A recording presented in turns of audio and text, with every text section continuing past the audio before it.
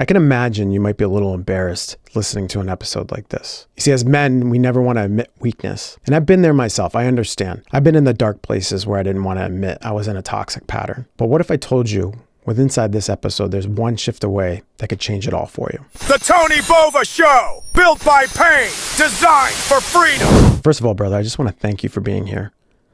It is actually absolutely difficult for us to admit those pieces that feel like weakness, to click on a video and listen to this. But inside here, I'm going to give you the 3 things that I've done for myself that have helped me break those toxic patterns. Welcome to my show, The Tony Bova Show.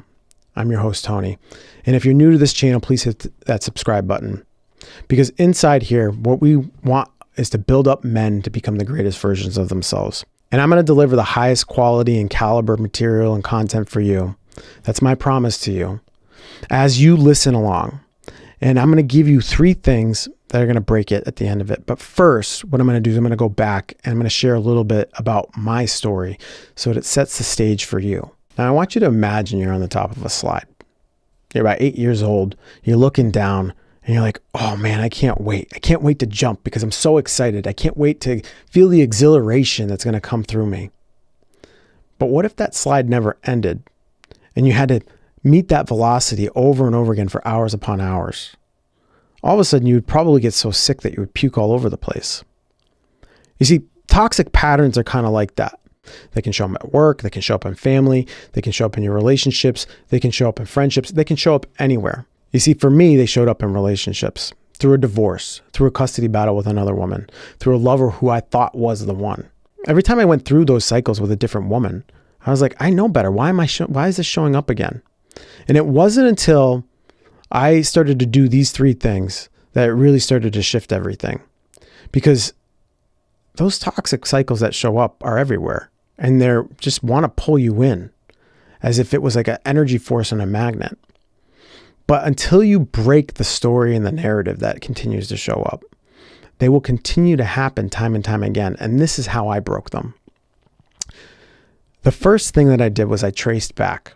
I traced back to the first time that I actually felt those emotions for myself, whether it was abandonment, frustration, or I didn't feel connected, seen, or understood. That moment in time for me was when I was 10 years old and my best friend at the time decided he wanted to be best friends with another boy.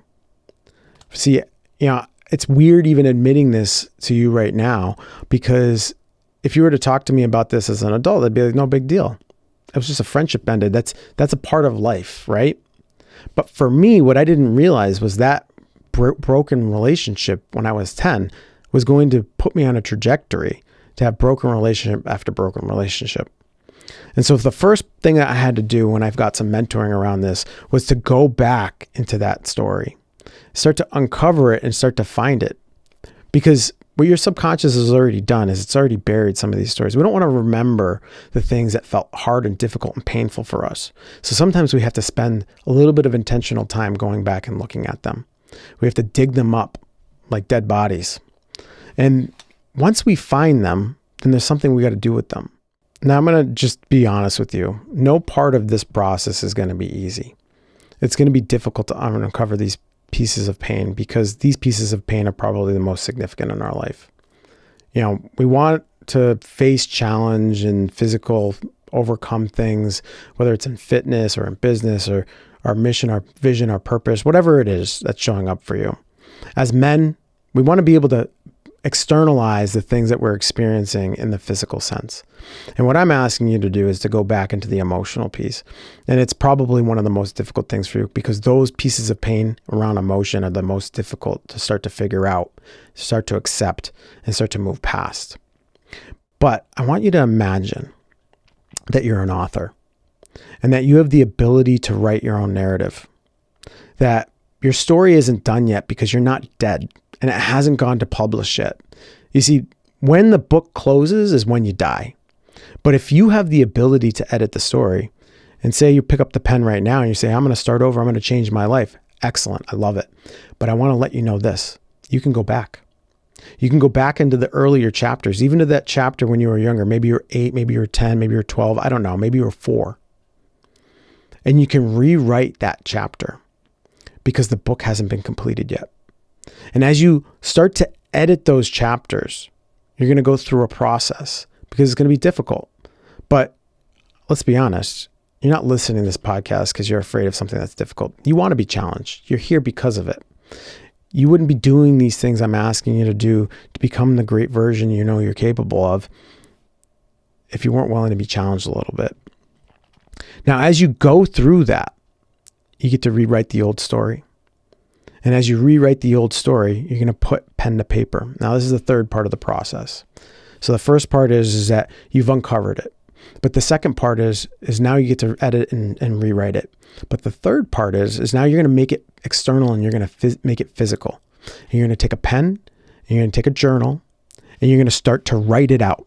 And you're going to get it all out on print. And you're going to imagine it like the energy of your inside your body is being transferred outside through the ink on the pen onto the paper. And then you're going to do this in a systematic way. The first way you're going to do is you're going to write it as you remember it, as you were when you were the age it happened. You're going to write that over and over again. Then you're going to move into phase 2. And then you're going to write it out how it made you feel. You're going to actually experience the emotions, and as they leave your body into the paper, you're going to feel it, and you're going to write this over and over again. Now, I'm not going to give you a specific time frame because it's going to be different for everybody. But for you specifically, you have to start at least once, maybe twice, 3 times. It took me about 3 months. And I did this daily, over and over.